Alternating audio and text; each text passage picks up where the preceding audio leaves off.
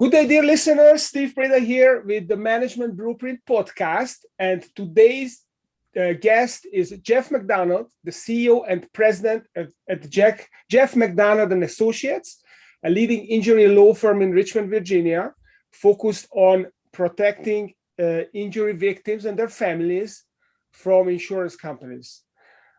Great to have you on the show, Geoff. Welcome. Thank you, Steve. Thanks for having me. It's awesome to have you. I haven't had anyone from an injury law firm, so I've got lots of questions for you today. But before we dive into the business as such, I'd like to learn a little bit about your entrepreneurial journey. How did you become from an attorney to actually an entrepreneur running a law firm, quite a large law firm in Richmond? Well, that's a pretty big question, and I'll try to answer it as succinctly as I can. When I graduated from law school, the economy was not that great. Today the economy is just booming for lawyers. So if you have any kids or anybody listening, they're thinking about going to law school, please tell them to go to law school, because honestly, there really aren't enough attorneys. People find that shocking because for so many years, they've been hearing, oh, there are too many lawyers. You can't swing a cat without hitting a lawyer. But the truth is, about 2008, 2009, people stopped going to law school. And so enrollment is probably as low as it's been in the 1970s. Of course, our population is much bigger. And so now, the few law school graduates that there are, particularly the ones who want to be litigators, I mean, we're fighting over them. But back to the original question, when I graduated from law school in 1989, the economy wasn't that great. There was an old adage that the A students become law professors, the B students become judges, and the C students become millionaire trial attorneys. And that's basically true, although that's all pretty much in the context of working for other people. And I never had an interest in working for someone else. I think most entrepreneurs, they're just different, and not everybody can be an entrepreneur. I've heard entrepreneurs compared to having the same mindset as a juvenile delinquent. Juvenile delinquent wakes up and says, man, this world is messed up. I'm not playing by these rules. And that's how most entrepreneurs are. And I was the same way. My heroes, and I always love to read biographies, people like Gandhi, Nelson Mandela, Abraham Lincoln, going way back. I mean, they didn't work for anybody. They just hung a shingle, and all of them, something they have in common is they just weren't happy with the status quo. Most of those folks and most entrepreneurial lawyers, we went to law school because we viewed the law a little bit differently. We saw it as a vehicle for positive change in society.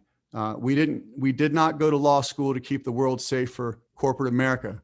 And so there's a difference. And so most entrepreneurial lawyers, they went to law school because they wanted to change things. They wanted to be a force for good. And the question is, how do you do that? Because you don't know how to practice law, because they don't teach you how to practice law in law school. They teach you about the law, but you don't learn anything at all about the practice. And so the first thing I did was I hung a shingle, and it was in the basement of my apartment. And my first desk was a wooden door nailed to two sawhorses and an old-fashioned typewriter with a big bottle of whiteout. And that's how I started practicing law. And if you had a legal problem, I could help you. And so I tried to teach myself the practice of law. I was blessed with some very, very good and understanding mentors who helped me along the way. But probably after about 10 years of practicing law, it became apparent that I wasn't a very good businessman. And so I hired a business coach, and the business coach said, Geoff, you have to start thinking more like a businessman and less like a lawyer. And of course I said, well, what do you mean by that?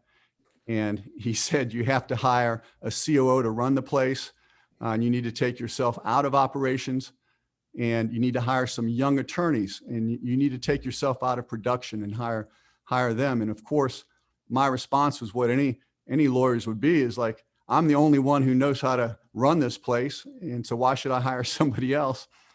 And why should I hire young attorneys when I can do it better?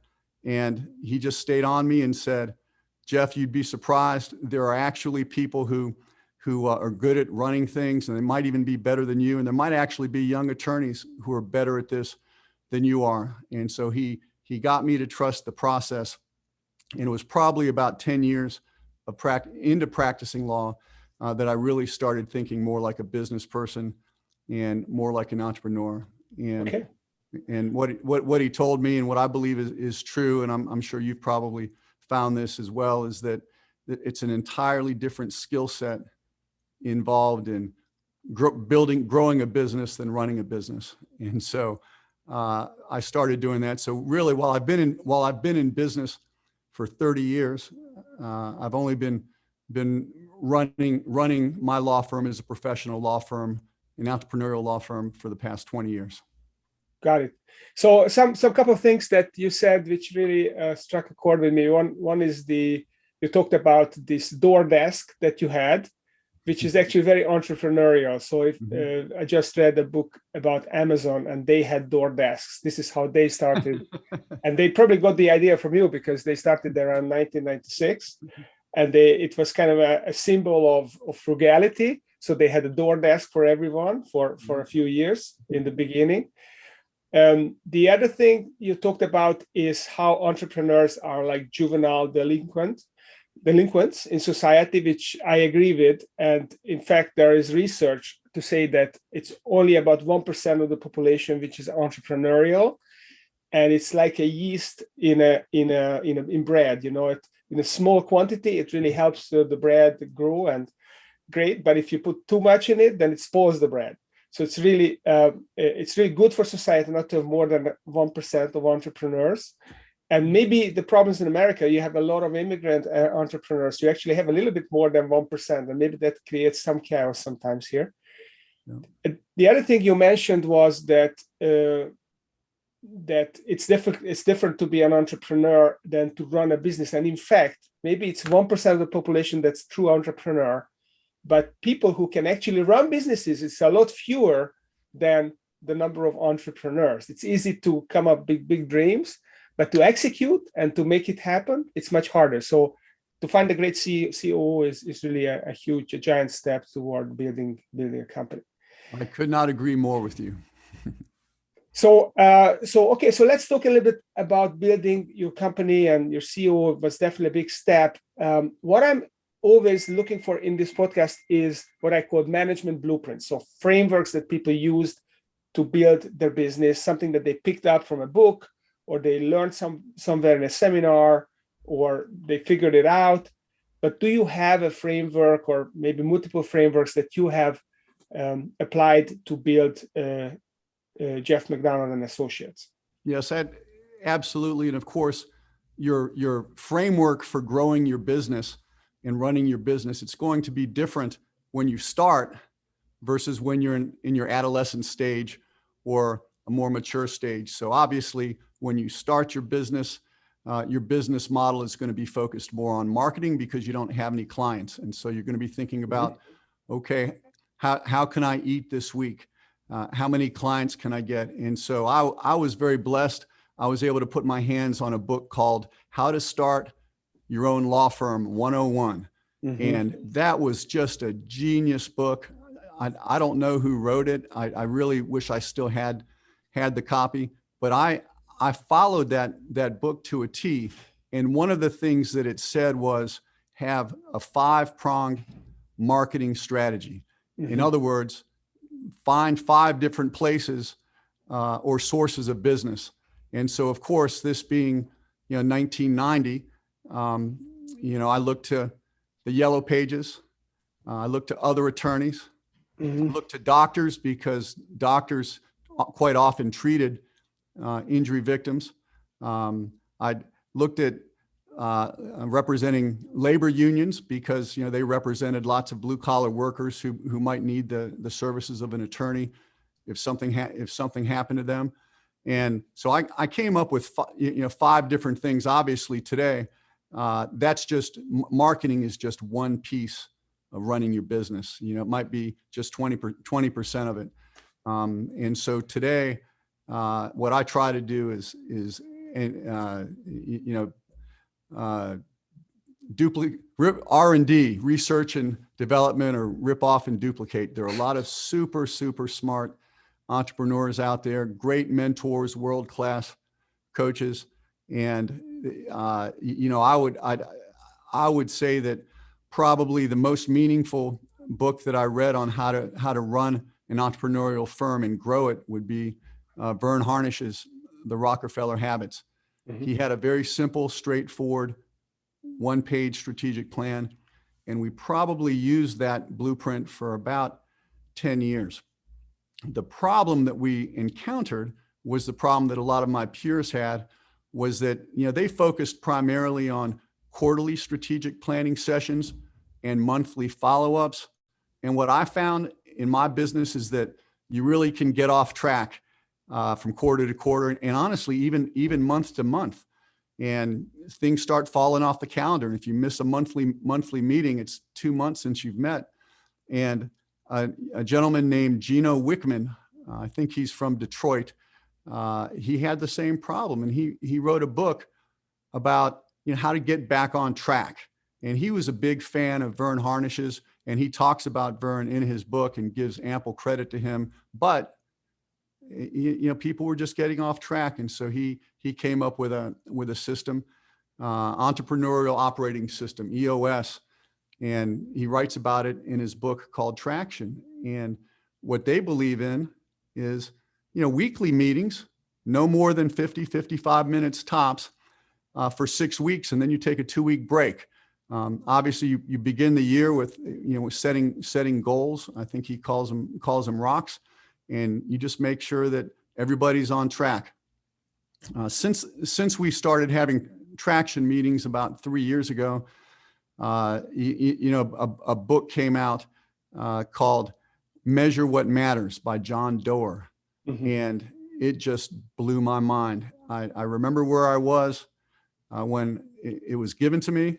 It was given to me by, I'm not going to say the name of a company, but a friend of mine who was a project manager for a company said his supervisor gave it to him and said, "Hey, read this. We're going to start using it." And then he never heard about it again. And I could tell by looking at it that the seal hadn't even been cracked. I mean, nobody had opened that book. And mm-hmm. so he gave it to me, and I took a week off, and it was during a conference, and in the afternoons we were free, and I just sat on the beach and I read that book. And what it contains is it's the blueprint for Google. They use a system, a goal setting implementation system called OKRs, which stands for Objectives and Key Results. And in the back of the books, in the appendix, they actually have the memos and letters that Google used to roll this system out to their people. And I think most people think that companies like Oracle, and I believe this started with Larry Page, who I believe was at Oracle, and he's the one who created these, and John Doerr worked there, and then he actually bought in early at Google. I think he bought maybe like 17% or something like that when they were still working in somebody's garage. But what blows me away is that most people think that companies like Google and Oracle, they were just in the right place at the right time, and it just happened. They were in Silicon Valley and everything came together for them. But the truth is they had a plan. Well, actually, the truth is they didn't have a plan until John Doerr showed up, and he's talking to the founders of Google, Sergey and his partner, and they're like, he's like, "Hey, we need a plan. If I'm going to invest all this money," which wasn't really in the scheme of things a huge amount, but it was all the money he had at the time. He said, "I've got skin in the game. I think we should use this." Larry Page came, or Andy Grove or Larry Page, I can't remember. Andy Grove. It was Andy Grove. Andy Grove. At Intel. Yes. And he borrowed it from Peter Drucker, who came up with the management by objectives, and he refined it into objectives and key results. So it's great. I just want to reflect on some of the things you said. So definitely, I agree that Verne Harnish was the first one who actually created tools that, like the one-page strategic plan. And Gino was actually working for Verne initially. He was one of his coaches. And Okay. then he broke out and he said, I can simplify this thing into EOS. And but actually, I mean, Vern also had the weekly tactical meeting. And in fact, Vern was upset with Gino. I talked to him and he told me that he actually was upset that Gino dropped the daily huddle or the daily meeting, and just Right. had the weekly meeting because yes, people get off track. So yes, in a month you can definitely get off track, but even during the week you can get off track. So that's tremendous. So you've definitely been out there and you've been trying multiple systems, Rockefeller Habits, Traction, OKRs. So let me ask you about this. I mean, I read on your website, you talk about a results-only work environment. I'm curious about what do you mean by that? What's a results-only work environment? What kind of an other alternative work environment could there be? Yeah, so it's called, we call it a ROWE, results only work environment. And so what that means is that if you work here, you have goals. We believe that you will miss 100% of the goals that you don't have. And so we believe that it's important for everybody to have goals, even if you're, the front office manager or the receptionist, it's one ring, not two. And our paralegals, who we call case managers, they have a set of goals, and attorneys as well. And we track them on dashboards. And so, teamwork is one of our goals. And, when you work together as a team, you could always do more together than you can by yourself. But we're not like a little league baseball team. We're really more like we like to think of ourselves as an all pro football team you're always going to have, a young rookie nipping at your heels. And so you have to stay sharp. And so what I found is that, most people, they like having goals. They like being motivated. And, you're always going to have problems when you measure people's effectiveness. I think there's something you're aware of called Goodhart's Law, which stands for the proposition that any metric that you use to measure somebody's effectiveness becomes meaningless over time because they find a way to game the system. And so probably about every 5 years, you need to throw that out. I think there's an old saying that says, when a measure becomes a target, the measure becomes worthless. And so, what we're finding is that, there are people who will game the system. And so you have to shift your focus to other metrics. And so all of our metrics are designed to help our clients have a good result at the end of the day. And so that's something that doesn't lie. Unfortunately, if you do X and Y, you're going to get Z, not part of the time, 100% of the time. And in our business, if the cases aren't being closed and the money's not coming out of the other end for the client, then you're probably not doing A or B. And so, we take this very seriously. And, in our business, we're kind of like Robin Hood. We take from the rich and give to the poor, but we take very, very good care of our married men and women. And so everybody knows that if you work here, there's going to be expectations for your performance. Mm-hmm. So what kind of measures? I mean, maybe if that's not confidential, and you can maybe share a couple of them. What kind of metrics do you have where you can measure people on a weekly basis in an injury law firm? How can you measure effectiveness and productivity? Sure, I'm happy to talk about it. I mean, one of the things, what we call a core focus, and the core focus is different from a core value. A core focus is what separates us from the other guys. And one of our core focuses that we think we do better than other people is we build value. And you essentially have 4 pillars in building value. And the first pillar, believe it or not, is client contact, communication. So you want your attorneys to talk to your clients.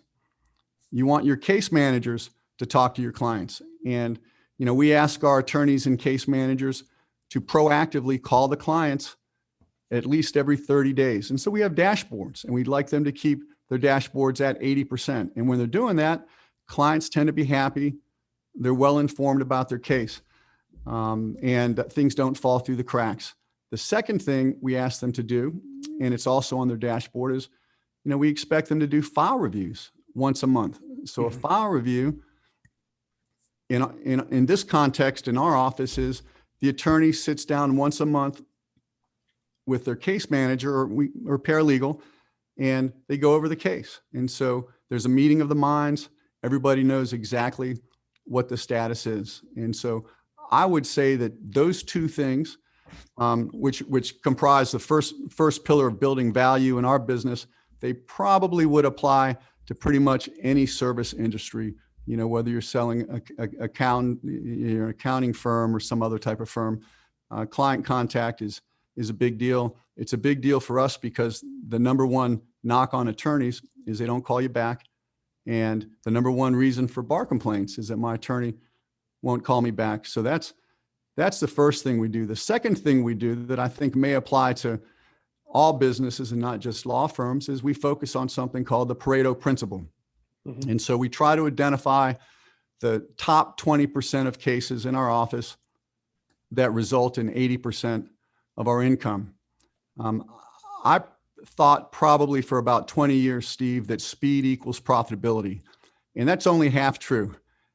Speed equals profitability on the smaller cases that tend to be your loss leaders. You want to move them as quickly as you can and get them through the office. But the bigger cases, the more valuable cases, speed's not so important. You want to build value on those cases. And so there are several things that we can do to build value on the cases. And those are things that we measure as well. The other two pillars of building value for our clients probably don't have as much application outside of the practice of law. But the third one is you need to make sure that your client does what the doctor tells him to do. If the doctor says, hey, you need shoulder surgery, and you say you don't want it, the value of your case just went out the window because you're not a good patient. You're not doing what the doctor says. And so we try to make sure they get all the medical treatment they need before their case is over. And the fourth pillar of building value in a case in a law firm is litigation. You have to be prepared to hold the insurance company's feet to the fire. And so that means that if they're not going to negotiate in good faith, if they're not going to put a fair offer on the table, you have to be willing to file suit. And we have found that the simple act of filing a lawsuit against an insurance company, it gets their attention, and right off the bat, it results in an increase of about 24% from the last offer. And then if you go to court and you go before a jury, you can get much more than that. But without the threat of litigation, the insurance companies they're not going to take your case seriously. Well, I can see that. That's very interesting. So you also talk about striving to be servants. What do you mean by that term? Well, that's a great question, and it really goes to the heart of who we are and why we do what we do. I mean, our mission is to protect the rights of injury victims and their families. One of our core values is to help other people or service. And in order to be servant oriented, you have to be humble. And so there's a concept, maybe you've heard of it. It's called servant leadership. Mm-hmm. And it involves inside the law firm, removing obstacles from in your people's way. You hire good people, you train them, and you get out of their way. You let them do their job. You meet with them, you meet with all your direct reports. And so I meet with my managers once a month. I meet with all our attorneys once a month, and mostly, we meet to see where they are, but also to encourage them.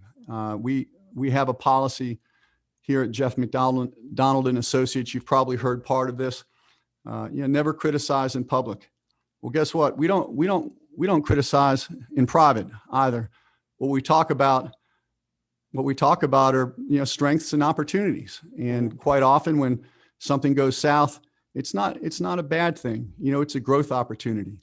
When we go to court and the jury doesn't see the case our way, or we get a bad result, we believe it's justice denied. We appeal it, we fight harder, or we just move on to the next one. But servant leadership is something that that we do our best to practice here. I have a COO who was in the Marine Corps for 23 years, and believe it or not, he's a proponent of servant leadership as well. And so we really are on the same page with regard to that. But service is something that I think separates us from other law firms. We believe in staying active in the community. We don't like the phrase, "Oh, we give back to the community," because it sounds like you went somewhere, you left. Well, we've never gone anywhere. We've always been here. We've always been embedded in the community. We have a nonprofit partner of the month, so we raise money for a different nonprofit every single month. Quite often, these nonprofit opportunities enable us to get out of the office. And last month we did Habitat for Humanity, and so half of our firm was out there with a hammer and nails. And so we get to do things like that. We also give one day of PTO for them to work on a nonprofit or to volunteer for a charity that's near and dear to their hearts. And so, we talk about it, and we also do it. We put our money where our mouth is. That's awesome. That's awesome. So I've got a couple of questions. It's kind of a different topic. You talked about last time when we spoke about your 20-mile march, this concept of regularly hitting your strides as opposed to doing big campaigns. And without going into the details of where this comes from, this whole concept of the 20-mile march is basically, but the point is, if you can hit your stride on a regular basis, you're going to grow. And your 20-mile march, you came up with a 20-mile march, which few companies actually do. Can you tell us a little bit about what it is and how did you stumble upon it? Well, again, it's a concept that I learned about through one of Jim Collins' books. And, he was talking about the race to the South Pole between a Norwegian-led team and a British-led team.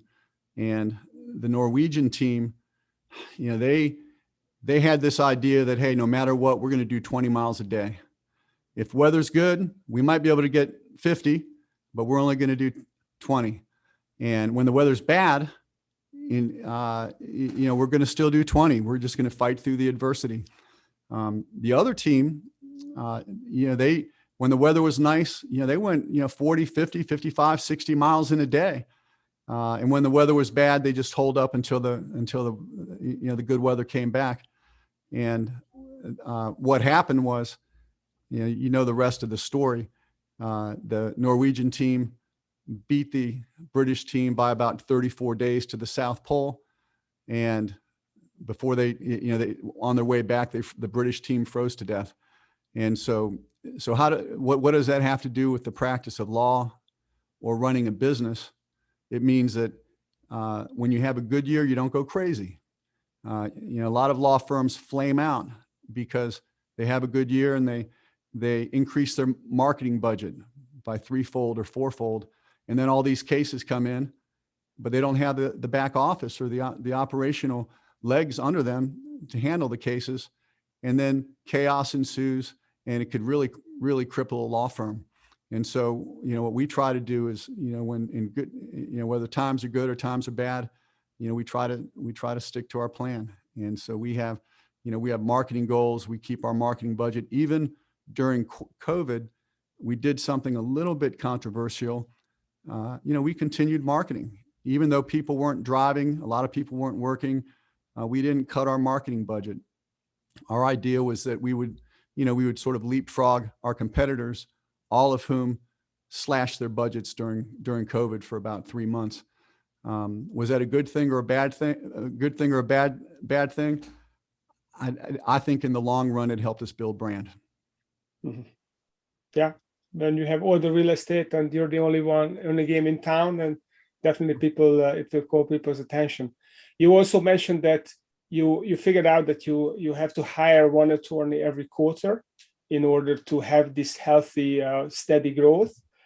That's a very good, I think it's a very good way to articulate how you're going to get on your 20-mile march. So that's awesome. Yeah.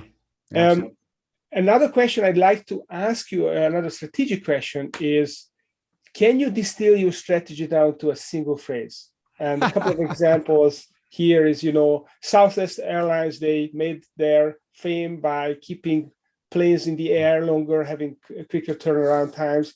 Their strategy is wheels up. So everyone focuses on, okay, what do we do to keep the planes in the air? How do we turn things around? No food service and so on. Starbucks, they want to be the third place. So it's between the home and the office, the third place. So everything is subordinate to this concept, the ambience, the food, the baristas, try to keep customers happy there. IKEA, flat pack. It's all about being able to package the furniture into a small place where it's easy. You can put it in the boot, you can keep it in the warehouse, and you can have a much bigger selection. So is there a way for you to kind of synthesize your strategy into a single phrase? That's a great question. And we do not have a simple phrase to capture our strategy, other than, we believe that, life and business, it's a marathon, not a sprint. And the turtle always wins. And that's not very sexy, but I believe it's true. It's probably not as inspirational as some of those. We have terms that we use, phrases that we use in here that, when we're going on all cylinders, when we're following our strategic plan, when it's being executed and implemented accordingly, everything just runs so smooth. I mean, it's almost like going deer hunting with Uzis. It's like the other guys don't stand a chance. And as far as, one word that sums us up, we probably need to work on that. And so you've really given me something to think about today. I know personally, I've always liked the idea that I'm third or we're third, and it may not translate very well into business, but it certainly does in my personal life. And I think it does have some relevancy to work. And the concept of I'm third or we're third is that, first God, then others, and then us. We're third. We're here to serve other people. And, whether you believe in God or a higher power or whatever you want to call it, I still think that, if we understand where we are in relationship to the universe, life is pretty good. That's great. That's a great analogy. And thanks for sharing that. And great information today about the 20-mile march, the rocks, the OKR, the one-page strategic plan, and how you keep, you keep your turtle tactic to keep going forward and outleap the rabbit. That's pretty cool. So if our listeners would like to learn more about Geoff McDonald and Associates, your firm, your services, or yourself, then where would you direct them? Well, our website's pretty easy. It's www.mcdonaldinjurylaw.com. And our phone number is even easier than that. It's 804-888-8888. Or if you're in the Roanoke Valley, 434-222-2222. So it's very easy to get in touch with us. Wow. We have several hundred blogs on our website. So just feel free to check it out. That's fantastic. So definitely McDonaldsandassociates.com is the website? Yes, McDonaldinjurylaw.com. McDonaldinjurylaw.com. So yes. Please check it out. Also, Geoff is on LinkedIn, so you can connect with him there as well. So CEO and President of Geoff McDonald and Associates, Geoff McDonald, thanks for coming on the show. And to our listeners, if you enjoyed this conversation, please don't forget to rate and review us on Apple Podcasts, subscribe on YouTube, and stay tuned, because next week I'll have another exciting entrepreneur come on the show and share their story. Have a great day and great week. Thank you. Thank you, Geoff. Thank you, Steve. I enjoyed it.